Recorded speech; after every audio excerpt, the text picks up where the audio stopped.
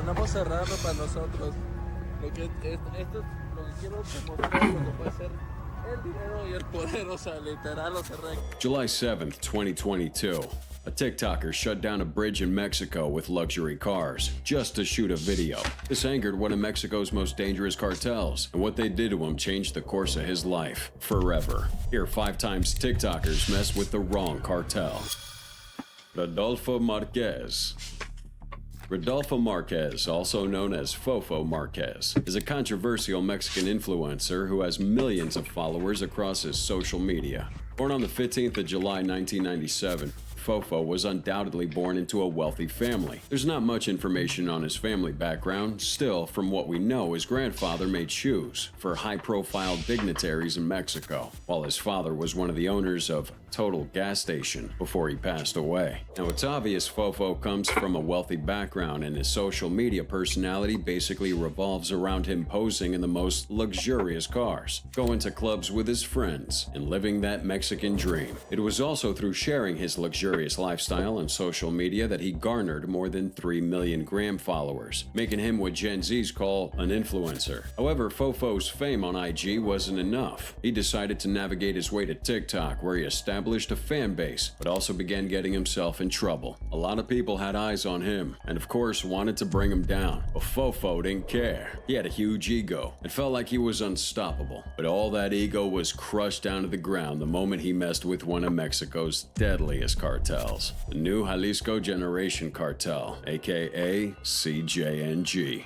I'd be doing you a huge injustice if I didn't tell you about the severity of this crime syndicate and its ruthless methods. Once you're aware of their operations, you'll understand why anyone, even someone as seemingly insignificant as a TikToker, would face serious danger by crossing paths with them. In fact, a number of TikTokers featured in this video have unfortunately encountered this very same criminal group, and I can't help but wonder why. We are the new group Matazetas, and we are against kidnapping and extortion, and we will fight them in all states for a cleaner Mexico.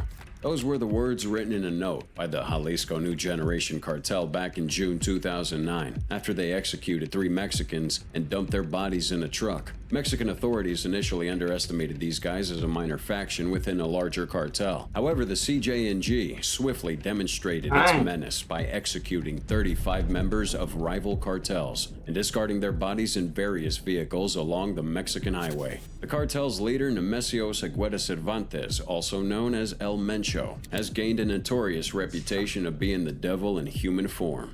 Born on July 17, 1966, El Mencho emerged from a farming family of 6 siblings, and despite this background, he diverged early, seeking a more ambitious and nefarious path to success, one marked by the stain of cocaine and the blood of Mexicans. El Mencho's criminal journey began at 14, performing menial tasks for larger cartels, and then in the U.S., where he continued his criminal pursuits. However, he was deported to Mexico after a Texas-based gang-related sentence. Now, upon his return, El Mencho joined the Milenio cartel as an assassin. However, the cartel's subsequent fragmentation led him to ally with the Sinaloa cartel subgroup under Ignacio Nacho Coronel. Here, he managed drug operations, finances, and violence in the Mexican states of Colima and Jalisco. But after a few more years, he took charge of half the group, renaming it Cartel de Jalisco Nueva Generación, or the Jalisco New Generation Cartel. With El Mencho at the helm, the CJNG evolved into one of the globe's most violent criminal entities, donning military-grade equipment that could be mistaken for official Mexican military units. They're bad, they're cruel, and they're not to be messed with. So what exactly did Fofo do to piss off this extremely powerful and corrupt organization? Just like almost every TikToker out there, subjected to posting daily videos to keep their followers entertained, Fofo was doing the same. But this time he decided to do something not many have kinda done in Mexico. So,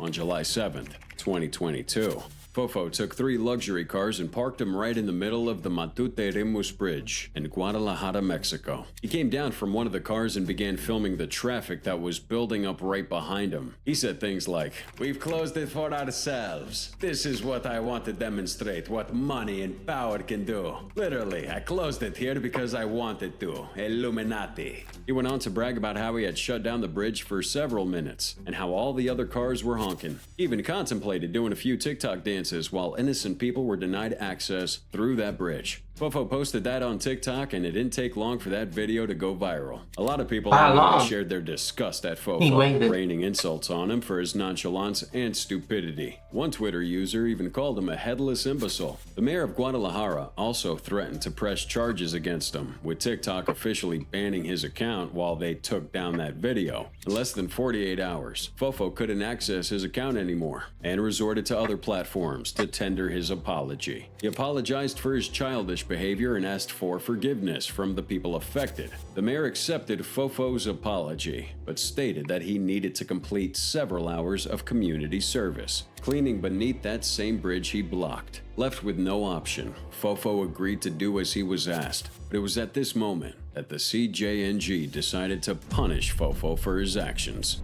Just when the smoke for his stupid video had gone down, the CJNG reignited the entire case with a message sent to Fofo Marquez. The message went viral on social media, and it was from an anonymous account named Gente con la Gente NG, which translates to people with the new generation. The message was also written in Spanish, but it roughly translates to this. "Hello to all the people of Guadalajara. We are the Jalisco New Generation Cartel. As you might know, the influencer or scumbag Fofo Marquez dared to obstruct the flow of traffic on the Matute Remus Bridge, which is an act that we don't tolerate. We'll not allow this animal to get away with this. We are in charge of Jalisco and all of Mexico. We would not allow you to come to Guadalajara and do this type of thing. If you ever step in Guadalajara, not you or your money would save you from us." Now, seeing how El Mencho and the CJNG as a whole are driven by intense violence, it could have been anyone who wrote that message to Fofo. Members of the CJNG believe that El Mencho should be feared and worshipped by Mexicans, so Fofo pulling such a stunt in a town under the direct control of El Mencho himself was an insult to El Mencho and his authority. Fofo's undoubtedly wealthy, but where his wealth stops is where that of the CJNG begins. These guys rake in billions of dollars annually and control a significant portion of the Mexican government. Their message terrified Fofo, because he knew that no one could protect him if the CJNG decided to actually kill him. Once the message circulated, things got real. The CJNG doesn't make jokes, and Fofo knew this. He tendered an apology to him online and immediately ran back to his parents' mansion in Mexico to seek refuge.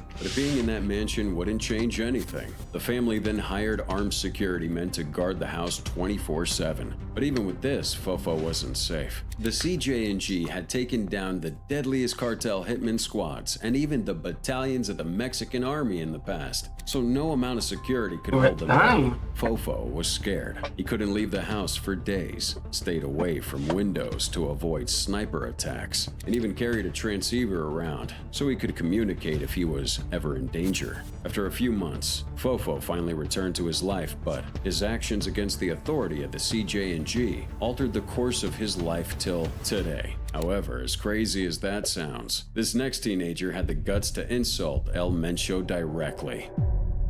Illuminati 6. Mira bien, hijo de tu puta perra madre. A mí me pela la verga el Mencho. Yo lo digo fuera en cámaras o aquí, cabrón. Así que ni me pela la madre el Mencho. Very strong words, right? Well, those were the words of a guy known simply by his TikTok handle, Illuminati6. Before his account became private, he engaged his followers by accepting the dares they gave to him. And on that occasion, one user dared him to insult El Mencho, which he did.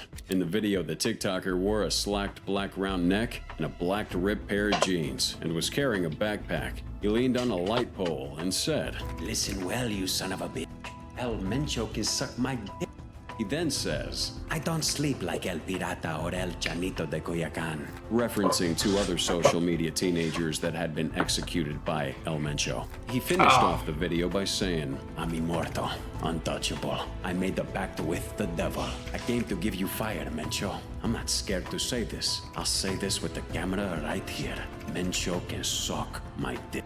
wow. I mean, you have to applaud the guts of this little young man who felt he could insult El Mencho. When that video went viral on Reddit and Twitter, a lot of people felt he must have been a member of the cartel to have such confidence in those words, while showing his face in the process.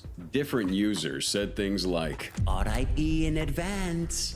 This guy's going to get himself killed. and This is a tutorial on how to disappear. but for some reason, no word was heard from El Mencho or even the CJNG. Some rumors said that the teen wasn't based in Mexico, and that's why it wouldn't be easy for the CJNG to get to him. It was reported that he lived in Richmond, California, making it hard for the CJNG to even attack him even if they wanted to. Plus, it would have been an attack on foreign land, further complicating things for their organization, so the CJNG didn't respond. But there was a twist. A few days later, this teen uploaded another video apologizing to El Mencho for his words. He said, I'm sorry for what I said.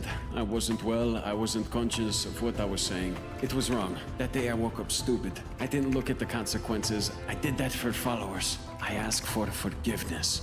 You and your family are well liked. Mencho, don't kill me. I have a family just like you. I apologize. We all make mistakes. I have psychological problems, sir. Just remember, we like you.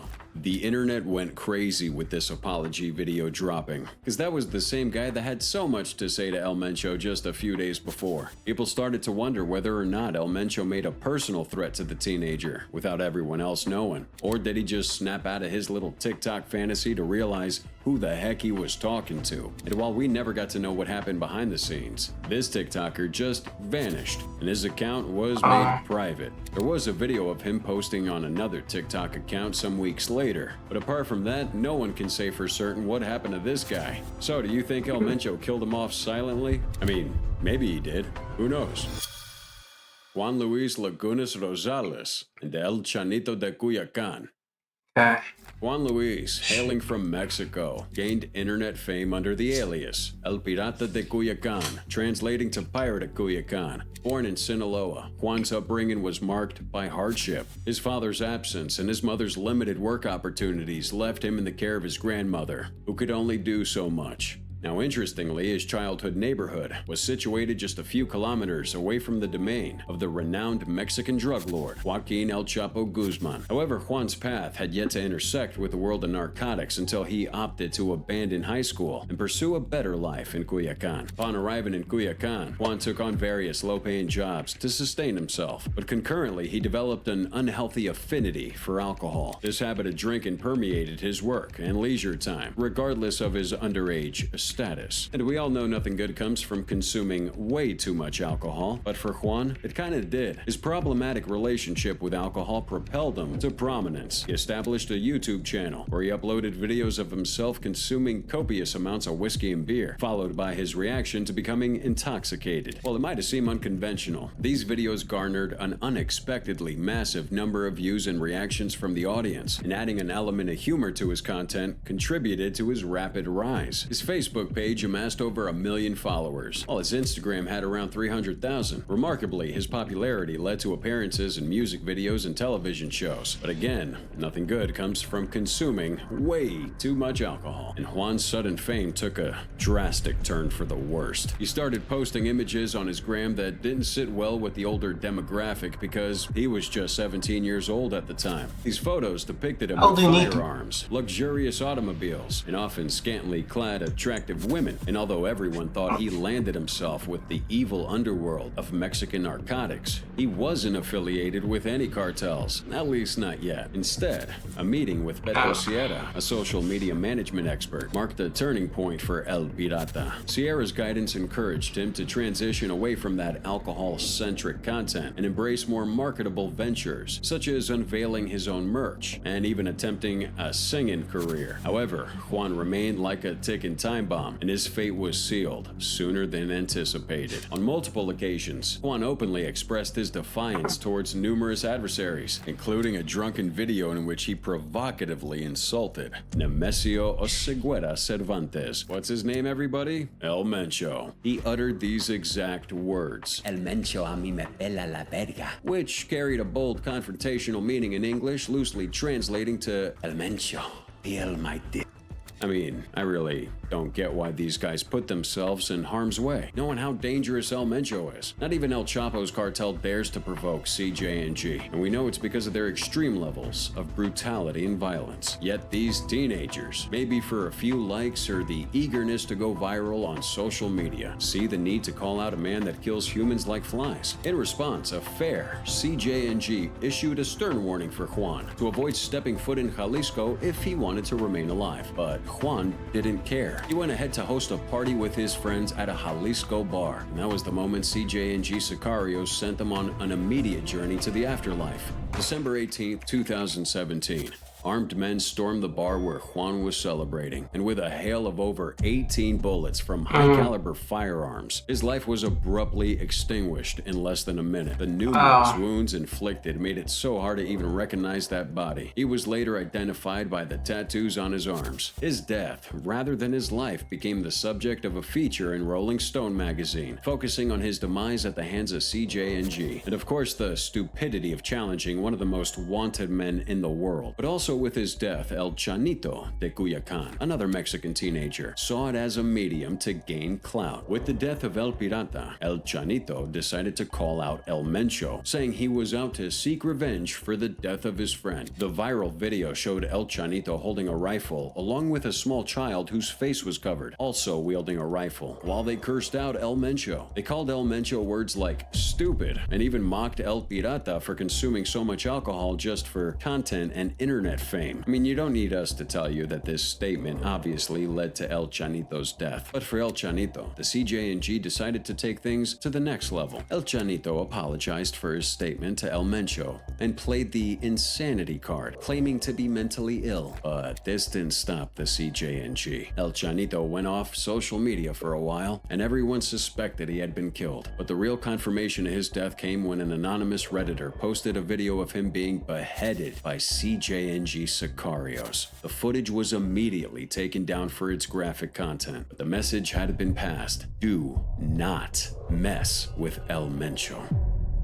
Leslie Ann Pamela Montenegro. Leslie Ann was a Mexican social media influencer who gained fame as a TikToker, YouTuber, and celebrity. Sadly, she met a tragic end due to her decision to reveal intricate details about a notorious cartel in Mexico. Known by her online persona, Nana Pelucas, Leslie engaged her audience with videos ranging from politics and makeup tutorials to daily vlogs about her life. Her online presence took a unique twist when she adopted the persona of a lady donning a black afro wig, bold red lipstick, and oversized glasses. In a manner reminiscent of current TikTok trends, she would amusingly interact with people in supermarkets, asking them trivia questions to get their reactions. Now, as time went on, Leslie's following expanded, prompting her to shift her content towards exposing corrupt officials within the Mexican government. Leslie didn't outrightly call out names. Instead, she skillfully conveyed her message through humor, though its impact remained unmistakable and stirred up considerable controversy. Of course, one might think that exercising freedom of speech would carry no harm, but in Mexico, that reality is a bit different. The journey towards her tragic fate began when she started shedding light on the activities of the enigmatic independent cartel of Acapulco, one of Mexico's most secretive criminal organizations. This particular cartel operated stealthily, often overlooked due to its clandestine nature. They played a massive role in the hundreds of homicides carried out within the town of Acapulco, and were one of the many smaller groups in the area. Returning to Leslie's narrative, her publicizing of the cartel's actions exposed her to death threats. Banners accusing her of collaborating with rival cartels to unveil the independent cartel's secrets and deliver them to the Mexican government began appearing around her restaurants. In response, Leslie vehemently denied these allegations, asserting that her information stemmed from reliable sources and that she had no affiliations with any cartels. Despite these threats, threats, she remained resolute, continuing her postings and exposing the cartel's activities, which turned her into a genuine threat to their operations. February 5th, 2018. Two men entered her restaurant during her night shift, ordering beers, before mercilessly gunning her down. She received 3 shots to the upper body, ending her life on the spot. Fortunately, Mexican authorities managed to apprehend one of the individuals responsible for her murder, El Pipas. The subsequent trial, however, took a perplexing turn. The presiding judge inexplicably dismissed the charges against El Pipas, despite an abundance of undeniable evidence. This unsettling outcome starkly illustrated the deep-rooted corruption that Leslie had fought against. Cartels manipulated the judicial system, even influencing high-ranking government officials and copying instances like El Chapo's daring prison escapes. Leslie's demise inadvertently led foreign entities to investigate the Acapulco cartel's affairs, eventually revealing the city's perilous state. The town itself made the ranking for being the world's second most dangerous city. The United States even issued a special travel ban to dissuade its citizens from visiting the city of Acapulco. Leslie's hope of exposing the city's issues to both the public and the Mexican government aimed for change, yet she tragically underestimated the extent of corruption. So in her pursuit of justice, Leslie messed with these cartel members and paid for it with her life. That, my friends, is something that won't be forgotten in a hurry. Miss Azucena Uresti. Earlier this week, the Jalisco New Generation Cartel posted a video online in which they directly threatened Uresti. TikToker and newscaster Azucena has also managed to imprint her name amongst those in the bad books of the Jalisco New Generation Cartel. In August 2021, Miss Uresti became a target of the CJNG after they released a message calling her biased and a supporter of vigilante groups in Mexico. Miss Uresti is majorly involved with the press, and as of now, what seems to be her TikTok account has been made private. In the video released by the CJNG, 6 sicarios were dressed in black clothing and carried automated weapons, while a 7th man who said he was a representative of El Mencho sat down and delivered his message to Miss Uresti. The spokesperson said, "I'm not against freedom of expression, but I am against anyone that attacks me." He went on to talk about how the cartel would find and kill Miss Uresti for spoiling the name of their organization. According to their side of the story, the vigilante groups Miss Uresti claims are peacemakers in Mexico are in reality drug traffickers in disguise. These vigilante groups have undergone countless attacks on different cartels to paint themselves as heroes to the Mexican government. However, the CJNG believes they're just another deadbeat group looking to eat from the spoils of the Mexican narcotics underworld. They also claim that only a cartel would yield that type of ammunition these vigilant groups possess. However, Miss Uresti's life became a national treasure because after the CJNG's video went viral, the Mexican president, Obrador, assured the country that nothing was going to happen to any Mexican or even Miss Uresti for speaking the truth. In his statement, he said, "It's our responsibility that Mexicans are not intimidated or threatened by anyone." The presidential spokesperson, Jesus Ramirez Cuevas, tweeted a post about the incident, saying the government would take the necessary measures to protect any member of the press from speaking their mind. Then Miss Uresti spoke for herself, saying that she was now under the protection of the government and didn't seem bothered by the statement from CJNG. Since then, Miss Uresti has been living her life and there have been no attacks against her. It could be that the CJNG had decided to let her be, or they could be waiting for the perfect time to strike. Either way, journalism is a tough job in Mexico, and I don't see why Miss Uresti should blindly put her faith in a government that has sat back and watched hundreds of journalists before her die at the hands of different cartels. So maybe Uresti is the only TikToker and social media personality to mess with a cartel and get away with it. Maybe she'll still pay the price. And maybe, just maybe, you like this video. Join the fam and subscribe to the channel. Turn on them notifications so you don't miss out on future videos. But the truth still remains. If I made this far, thank you. Give me a like, subscribe if you liked it. Peace.